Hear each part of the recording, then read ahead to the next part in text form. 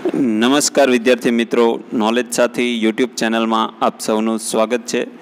તો મિત્રો, આપણે થોડા દિવસ પહેલાં આપણી યુટ્યુબ ચેનલમાં એક પોલ મૂકી હતી કે જેની અંદર પૂછવામાં આવ્યું હતું કે આપણે કે જાહેર વહીવટના આપણે એમસીક્યુ પ્રશ્નોની આપણે વિડીયો બનાવો કે પછી જાહેર વહીવટની જે ડિટેલમાં આપણે વિડીયો બનાવો, તેવા બે ઓપ્શન સાથે પોલ મૂકી હતી।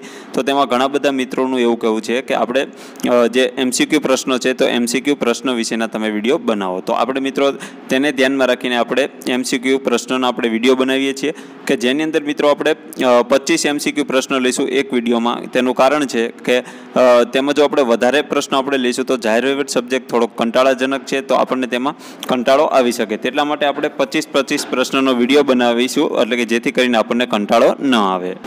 તો તેના ભાગરૂપે આપણે આજે 25 પ્રશ્નોનો આપણે આ વિડીયોમાં ચર્ચા કરવાના છીએ। જો મિત્રો આ વિડીયો તમને પસંદ આવે તો વિડીયોને લાઇક અને શેર કરી દેજો અને અમારી ચેનલને સબસ્ક્રાઇબ કરીને બાજુમાં આવેલા બેલ આઇકન પર ક્લિક કરી દેજો, જેથી કરીને આવનારા દરેક વિડીયો, એટલે કે જે જાહેર વહીવટના આજે આપણે એક વિડીયોમાં 25 પ્રશ્નો લેવી છે તેઓ આપણે કન્ટિન્યુ આખી સિરીઝ આપણે ચાલુ રાખશું, જેથી આપણે બિન સચિવાલયમાં જાહેર વહીવટ આપણે કવર થઈ જાય। તો ચલો મિત્રો, આપણે આજનો આ વિડીયો ચાલુ કરીએ।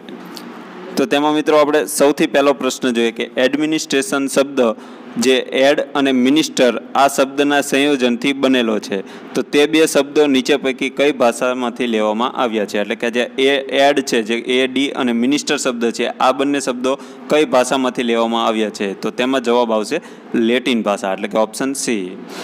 પ્રશ્ન નંબર 2 જોઈએ કે એડ અને મિનિસ્ટરના સંયોજનથી બનેલો એડમિનિસ્ટ્રેશન, એટલે કે એડમિનિસ્ટ્રેશનનો મતલબ થશે વહીવટ, તો આ શબ્દ નીચે પૈકીની એક ઘટના સૂચવે છે, તો તે કઈ ઘટના સૂચવે છે?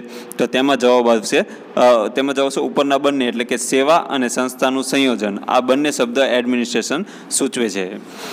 પ્રશ્ન નંબર 3 જોઈએ કે જાહેર વહીવટમાં નીચે પૈકીનું એક પરિબળ કેન્દ્ર સ્થાને રહે છે, તો તે પરિબળ કયું કેન્દ્ર સ્થાને રહે છે જાહેર વહીવટમાં? તો જાહેર વહીવટમાં જે કેન્દ્ર સ્થાને રહે છે તે પરિબળ છે જાહેર હિત। તો જાહેર હિત જે છે તે જાહેર વહીવટમાં જે કેન્દ્ર સ્થાને રહેલું પરિબળ છે। પ્રશ્ન નંબર 4 જોઈએ કે જાહેર વહીવટ એટલે કાયદાઓનો ઝીણવટ ભરેલો અભ્યાસ અને તેઓનો પદ્ધતિસરનો અમલ, આ વ્યાખ્યા નીચેના પૈકી એક નિષ્ણાંતે આપેલ છે, તો તે નિષ્ણાંતનું નામ શું છે? એટલે કે કયા મહાનુભાવે આવી એક વ્યાખ્યા આપેલી છે કે જે કે જાહેર વહીવટ એટલે કાયદાઓનો ઝીણવટ ભરેલો અભ્યાસ અને તેઓનો પદ્ધતિસરનો અમલ, તો આ વ્યાખ્યા કોણે આપેલી છે? તો તેમાં જવાબ આવશે વુડ્રો વિલ્સન। તો વુડ્રો વિલ્સન છે તે જાહેર વહીવટના પિતા તરીકે પણ ઓળખાય છે, અને જેમને વુડ્રો વિલ્સને કીધેલું છે કે જાહેર વહીવટ એટલે કાયદાનો ઝીણવટ ભરેલો અભ્યાસ છે અને તેનો પદ્ધતિસરનો અમલ, આ વ્યાખ્યા વુડ્રો વિલ્સને આપેલી છે। પ્રશ્ન નંબર 5 જોઈએ કે રાજકારણ અને એડમિનિસ્ટ્રેશનમાં તફાવત શું છે? તો જે આ રાજકારણ અને એડમિનિસ્ટ્રેશનમાં તફાવત છે, તો એવી સૌ પ્રથમ રજૂઆત નીચેના પૈકી કયા એક નિષ્ણાંતે કરી હતી? એટલે કે રાજકારણ અને એડમિનિસ્ટ્રેશન આ બંનેમાં તફાવત છે, આવી સૌ પ્રથમ રજૂઆત કરનાર કોણ હતા નિષ્ણાંત? તો તે નિષ્ણાંતનું નામ છે જાહેર વહીવટના પિતા, એટલે કે વુડ્રો વિલ્સન। પ્રશ્ન નંબર 6 જોઈએ કે અધિકૃત સત્તાએ જાહેર કરેલ નીતિઓના અમલ અને સંસ્થાના ઉદ્દેશોને પાર પાડવા માટે કરાતા બધા જ કાર્યોનો સમાવેશ એટલે કે વહીવટ, તો આ વ્યાખ્યા કોણે આપેલી છે? તો એટલે કે જે અધિકૃત સત્તાએ જાહેર કરેલ નીતિઓના અમલ અને સંસ્થાના ઉદ્દેશોને પાર પાડવા માટે કરાતા બધા જ કાર્યોનો સમાવેશ એટલે જાહેર વહીવટ, એટલે કે એડમિનિસ્ટ્રેશન, તો આ વ્યાખ્યા આપનાર કોણ છે? તો તેમાં જવાબ આવશે LD વ્હાઇટ। પ્રશ્ન નંબર 7 જોઈએ કે કોઈ ચોક્કસ ઉદ્દેશ અથવા હેતુની પ્રાપ્તિ માટે અનેક વ્યક્તિઓને માર્ગદર્શન, સંકલન અને અંકુશિત કરવાની કળા એટલે વહીવટ, તો આ વ્યાખ્યા કોણે આપેલી છે? તો આ વ્યાખ્યા આપનાર છે LD વ્હાઇટ। પ્રશ્ન નંબર 8 કે જાહેર વહીવટ એટલે સાર્વજનિક લક્ષ્યોની પૂર્તિ માટે સહકાર સાધતા જૂથોની પ્રવૃત્તિ, એ વ્યાખ્યા નીચેના એક નિષ્ણાંત દ્વારા આપવામાં આવી છે, તો તે કયા નિષ્ણાંત છે? તો તેમાં જવાબ આવશે હર્બર્ટ A. સાયમન। પ્રશ્ન નંબર 9 જોઈએ કે જાહેર વહીવટના સિદ્ધાંતો એટલે વહીવટી કહેવતો, તો આ વિધાનના ચિંતક નીચેનામાંથી કોણ હતા? તો તેમાં જવાબ આવશે હર્બર્ટ A. સાયમન। પ્રશ્ન નંબર 10 કે કમ્પેરેટિવ એડમિનિસ્ટ્રેશન અભિગમ, આના પ્રણેતા કોણ હતા? તો આના પ્રણેતા અને ચિંતક હતા, તેમનું નામ છે ફ્રેડ W. રિગ્સ। પ્રશ્ન નંબર 11 કે વહીવટ એટલે કોઈ ઉદ્દેશની પૂર્તિ અર્થે માણસો અને માલ સામગ્રી માટેનું વ્યવસ્થા તંત્ર, તો આ વ્યાખ્યા નીચેના પૈકી કયા એક નિષ્ણાંત દ્વારા આપવામાં આવી છે? તો તેમાં જવાબ આવશે ફેલિક્સ A. નિગ્રો। પ્રશ્ન નંબર 12 કે નીચેના પૈકીના એક નિષ્ણાંતને કમ્પેરેટિવ એડમિનિસ્ટ્રેશન અભિગમના પિતા તરીકે ઓળખવામાં આવે છે. એટલે કે કમ્પેરેટિવ એડમિનિસ્ટ્રેશન અભિગમના પિતા તરીકે કોને ઓળખવામાં આવે છે? તો તેમનું નામ છે ફ્રેડ ડબલ્યુ રિગ્સ. પ્રશ્ન નંબર 13 જોઈએ કે જાહેર વહીવટના અનુસંધાનમાં CAG પદનું વ્યાપક રૂપ નીચે પૈકી એક છે. એટલે કે CAG એટલે કે કેગ પદનું જે કે વ્યાપક રૂપ છે તે કયું છે નીચેનામાંથી? તો તેમાં જવાબ આવશે કમ્પેરેટિવ એડમિનિસ્ટ્રેશન ગ્રુપ. પ્રશ્ન નંબર 14 જોઈએ કે જાહેર વહીવટના અનુસંધાનમાં CPA પદનું વ્યાપક રૂપ નીચે પૈકી કયું છે? તો CPA પદનું વ્યાપક રૂપ કયું છે? તો તેમાં જવાબ આવશે કમ્પેરેટિવ પબ્લિક એડમિનિસ્ટ્રેશન. પ્રશ્ન નંબર 15 કે વિશ્વમાં ડેવલપમેન્ટ એડમિનિસ્ટ્રેશનના પ્રણેતા નીચેના પૈકી કયા એક નિષ્ણાંત હતા? તો તેમાં જવાબ આવશે એડવર્ડ ડબલ્યુ વાઇડનર. ત્યારબાદ પ્રશ્ન નંબર 16 જોઈએ કે વિશ્વમાં ડેવલપમેન્ટ એડમિનિસ્ટ્રેશન શબ્દનો સૌપ્રથમ પ્રયોગ નીચે પૈકીના કયા એક નિષ્ણાંત દ્વારા કરવામાં આવ્યો હતો? તો તેમનું નામ છે ડોનાલ્ડ સી સ્ટોન.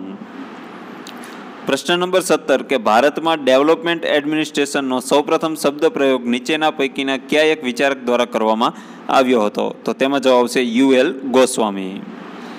પ્રશ્ન નંબર 18 કે જાહેર વહીવટ અને ખાનગી વહીવટમાં તફાવત દર્શાવતી રજૂઆતોમાં નીચેના પૈકી એક નિષ્ણાંતનો ફાળો નથી. તો એટલે કે જાહેર વહીવટ અને ખાનગી વહીવટમાં જે તફાવત દર્શાવતી જે રજૂઆતો હતી તેમાંથી નીચેનામાંથી કોની એક રજૂઆત નહોતી? એટલે કે 3 વ્યક્તિએ રજૂઆત કરેલી છે જાહેર વહીવટ અને ખાનગી વહીવટના તફાવત વિશે, અને એક વ્યક્તિએ નથી કરી. તો તે વ્યક્તિ કોણ છે? તો તેમાં જવાબ આવશે જ્હોન ડી મોન્ટેગોમેરી. તો તેમને આ રજૂઆત કરેલી નથી. પ્રશ્ન નંબર 19 કે ન્યૂ પબ્લિક એડમિનિસ્ટ્રેશનના ખ્યાલનો વિકાસ 1960માં નીચે પૈકીની એક કોન્ફરન્સમાં થયો હતો. તો તે કઈ કોન્ફરન્સમાં થયો હતો? તે કોન્ફરન્સનું નામ છે મિનોબ્રુક કોન્ફરન્સ. પ્રશ્ન નંબર 20 જોઈએ કે નવીન જાહેર વહીવટ વિષય પરની અમેરિકામાં બોલાવાયેલ મિનોબ્રુક પ્રથમ કોન્ફરન્સ નીચેના પૈકી કયા એક વર્ષે બોલાવવામાં આવી હતી? તો તેમાં જવાબ આવશે 1960માં. તો મિનોબ્રુક જે કોન્ફરન્સ હતી તેની પ્રથમ કોન્ફરન્સ 1960માં બોલાવવામાં આવી હતી, અને તે ક્યાં બોલાવવામાં આવી હતી? તો તેમાં જવાબ આવશે અમેરિકામાં. પ્રશ્ન નંબર 21 કે દ્વિતીય મિનોબ્રુક કોન્ફરન્સ નીચે પૈકીના કયા વર્ષે બોલાવવામાં આવી હતી? એટલે કે મિનોબ્રુક કોન્ફરન્સની બીજી કોન્ફરન્સ ક્યારે બોલાવવામાં આવી હતી? તો તેમાં જવાબ આવશે 1988માં. પ્રશ્ન નંબર 22 કે મિનોબ્રુક કોન્ફરન્સ 1960માં કે જેમાં પબ્લિક એડમિનિસ્ટ્રેશનના ખ્યાલની રજૂઆત થઈ તેના પ્રણેતા નીચેનામાંથી કોણ હતા?